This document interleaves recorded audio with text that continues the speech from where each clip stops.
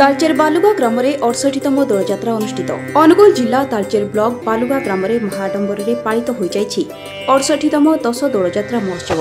एक सुसज्जित विमान में राधाकृष्ण को पूजापाठ कर समग्र ग्राम भ्रमण कर पूजापाठ कर एवं संध्यारे विराट पाटपटुआर ग्राम परिक्रमा कर राधाकृष्ण को दोल मंडप को अणा घोड़ा नाच घंट वाद्य लौड़ी खेल पाइक आखड़ा डीजे सांग को बहु पारंपरिक कलाकौशल प्रदर्शित होता पटुआर हजार हजार दर्शकों समागम में प्रबल अति प्रबल भिड़ देखा मिलता। बालुगा 10 दोल मंडप पड़ियारे विभिन्न प्रकार खाद्य सांग को दोलीर मजा नेउथिले दर्शक। प्रबल खरा और गहली को नजर रखी 11 स्टार मदन मोहनपुर ग्राम कमिटी पक्षर लोक ठंडा पानी व्यवस्था कर एमसीएल सेंट जोन आम्बुलांस डिविजन पक्षर प्राथमिक चिकित्सा शिविर कर चिकित्सा जोगाई दि जाइथिला।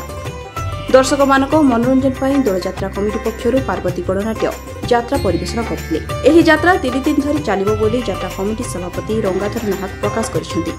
शांति श्रृंखला पर कमिटी पक्षर व्यापक व्यवस्था ग्रहण करा जायछि। आज हमर 68तम बालुगा ग्रामर 10 दोल जो होची आमर महत्वपूर्ण जो कार्यक्रम होची गोपाल समाज रो ये गोटे बड़ कार्यक्रम।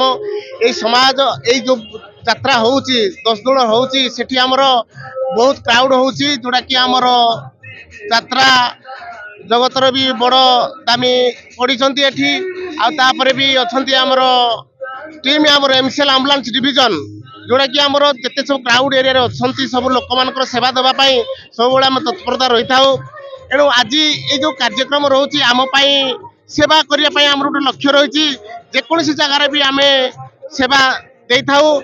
आज ये जो 10 दोल हो बालुगा ग्राम से भाईचारार गोटे परंपरा ए भाईचारार आमको जो निमंत्रण कर बालुगा ग्राम कमिटी एवं सभापति बहुत बहुत धन्यवाद देउछि। सहित ये जो आखपाख अंचल जिते सब अंति बालुगा तालेबड़ा मदनपुर लांगीचोड़ा ये आखपाख जिते सब लोक अच्छी 10 दोल बहुत लक्ष लक्ष लोक आसता।